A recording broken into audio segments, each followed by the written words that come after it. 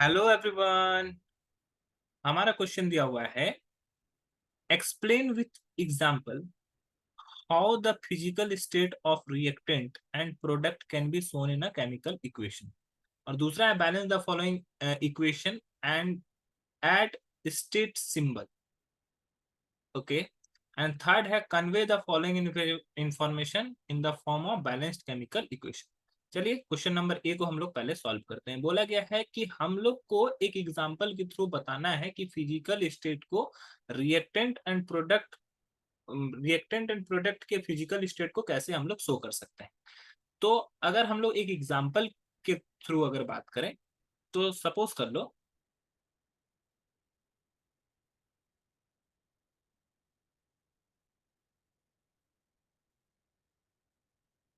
ये Zn है जो कि H2O से रिएक्ट कर रहा है।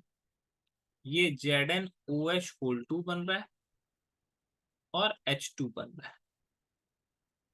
तो अगर हम लोग ध्यान से देखेंगे यहाँ पर, ये एक एग्जांपल लिया। अब यहाँ पे जिंक जो है वो सॉलिड स्टेट में है। तो सॉलिड स्टेट में होने की वजह से हम लोग स्मॉल एस Zn के जस्ट बगल में एक स्मॉल ब्रैकेट में लिख देते हैं, जिसका मतलब ये है कि ये सॉलिड स्टेट में। जबकि यहाँ पर H2O एक वाटर है, वाटर लिक्विड फॉर्म में है, तो इसी वजह से लिक्विड के लिए हम लोग L रिप्रेजेंट करते हैं। ZnOH का एक्वस सॉल्यूशन बनता है, जिसके लिए हम लोग AQ यूज करते हैं। जबकि हाइड्रोजन यहाँ पे गैसियस फॉर्म में है, इसके लिए हम लोग G यूज करते हैं। तो फिजिकल स्टेट को एक्सप्लेन करने के लिए, रिएक्टेंट एंड प्रोडक्ट के फिजिकल स्टेट को रिप्रेजेंट करने के लिए, for solid we can write S.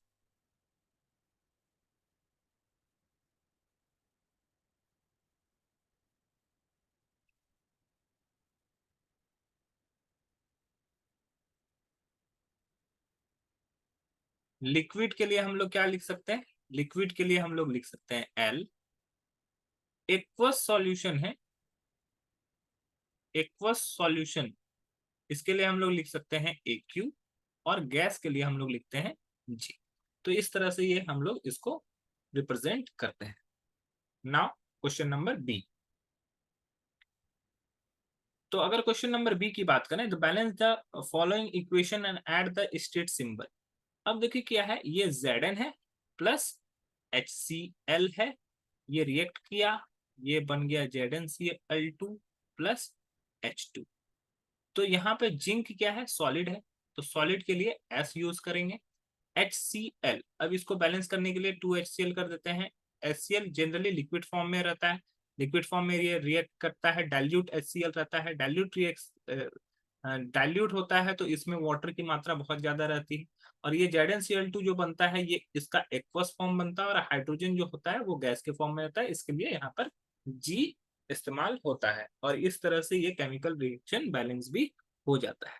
ठीक है, तो यही हमारा केमिकल इक्वेशन बैलेंस है, और ये हम लोग को दिया गया है। अब हम लोग बात करते हैं सी की।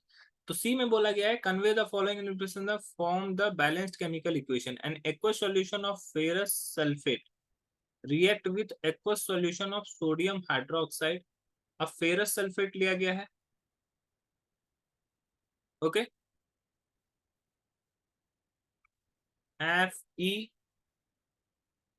FeSO4 react with aqueous solution of sodium hydroxide to form a precipitate of ferrous hydroxide। अब यहाँ पे ये फेरस हाइड्रोक्साइड बन रहा है एंड सोडियम सल्फेट, ये हो गया हमारा सोडियम सल्फेट। तो अब यहाँ पर हम लोग को देखना है कि FeSO4 है, ये क्या है? एक्वस सॉल्यूशन है, तो हम लोग AQ डालते हैं इसके बगल में। NaOH react with aqueous solution of hydroxide, ये भी AQ सॉल्यूशन है, to form precipitate of ferrous hydroxide. Ferrous hydroxide का प्रेसिपिटेट बनता है, तो ये हमारा प्रेसिपिटेट को रिप्रेजेंट करने के लिए हम लोग डाउनवर्ड एरो यूज करते हैं। एंड सोडियम सल्फेट के लिए हम लोग ये यूज करते हैं। अब देखो ये पूरी तरीका से बैलेंस नहीं है। बैलेंस करने के लिए हम लोग क्या करेंगे? सोडियम यहाँ पे 2 है, देखो Fe बैलेंस है, लेकिन हम लोग का OH बैलेंस नहीं है और Na बैलेंस नहीं है, तो हम लोग को उसको बैलेंस करने के लिए यहाँ पर क्या करते हैं, 2 पुट कर देते हैं, तो ये पूरी तरीका से बैलेंस भी हो जाता है। और यही हमारा बैलेंस्ड केमिकल इक्वेशन है। आई होप ये क्वेश्चन आपको समझ में आया होगा। That's all. Thank you.